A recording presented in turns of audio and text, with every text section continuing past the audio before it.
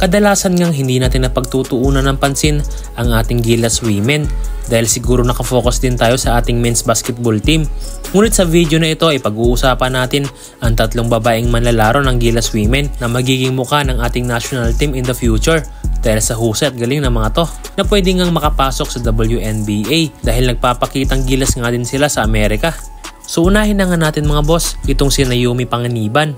Siya ay isang pure Pilipino at pinanganak dito sa Pilipinas. Ngunit nag-migrate ang kanyang pamilya sa Amerika noong siya ay bata pa. Kaya sa US na siya lumaki at nag-aral. Dito rin siya natutong mag-basketball. Kasalukuyan siya ngayong nag-aaral at naglalaro sa San Diego State University. At dito ay pinapangunahan niya ang kanyang koponan dahil siya ang nagiging scoring machine ng kanyang team. Kung titignan mo ang galawan ni Naomi ay mapapahanga ka sa kanya dahil parang hindi siya babae kung maglaro. Katunayan ay lagi niyang pinapanis ang kanyang mga nakakalaban sa Amerika na mas matatangkad at malalaki kaysa sa kanya.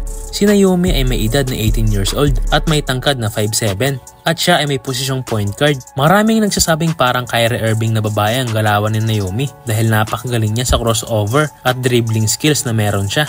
Nagsimula ang kanyang Gilas career noong mapasama siya sa FIBA Under-16 Women Asian Championship noong 2022 na ginanap sa Thailand. At dito ay isa siya sa nanguna at nagbuhat sa ating Gilas Women. Nakapaglaro na din siya sa NBTC National Finals Under-19 at grabe ang naging performance niya dito dahil nakapagtala siya ng 51 points kontra sa Lady Ballpops. Literal na binuhat niya ang kanyang team para sa panalo. At ito nga lang kakatapos na FIBA Under-18 Asia Cup ay isa siya sa nanguna para pangunahan ng ating Gilas Women patungo sa kampyonato.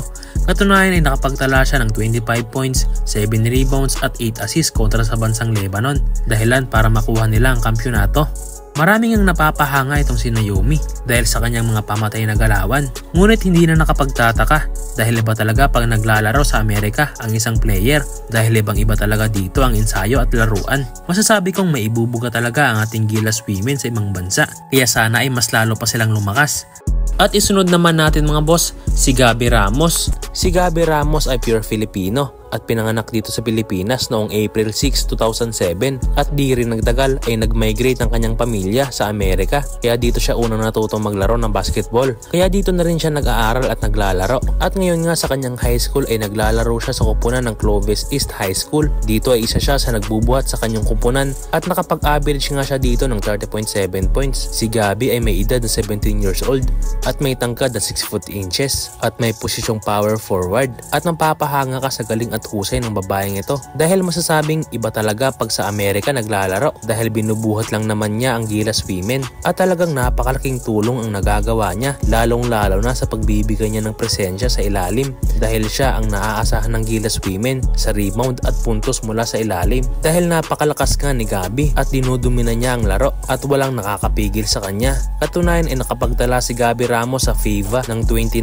points at 19 rebounds kontra yan sa bansang Malaysia at tinambakan nila ang iba pa nilang nakalaban sa FIFA Asia at dahil sa kanya ay nagawa ng Gilas Women na masungkit ang champion at kung usapang skills ay mapapahanga ka sa kanya dahil halos all around na ang kanyang nagiging role sa team dahil kung minsan siya ang gumagawa ng play, siya rin ang nagtatrabaho sa rebound at grabe din ang kanyang depensa at meron din siyang outside shooting. Kung titignan mo ang laro ng Gilas Women Under 18 ay halos siya ang bumubuhat dito at talagang napakalaking tulong ang nagagawa niya sa ating national team.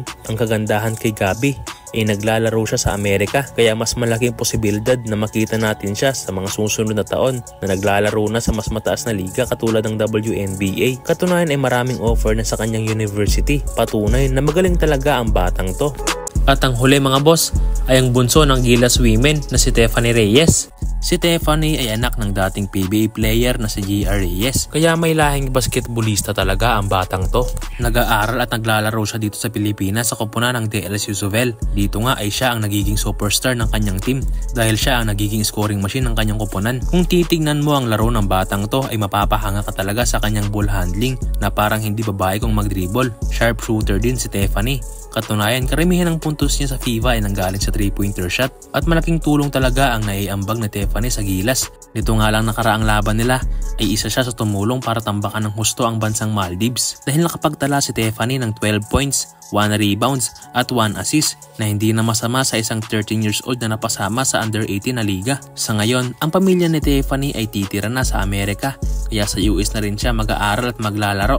Magandang balita ito dahil alam naman natin ang Amerika ay napakagandang lugar para sa improvement ng isang player. Maraming nagsasabing pwedeng maging WNBA si Stephanie kagaya ni Japet Aguilar na napakomment na lang sa isang post ni Stephanie sa IG ng ganito. Well, hindi imposible yan dahil maraming opportunity ang nag-aabang sa batang to sa Amerika.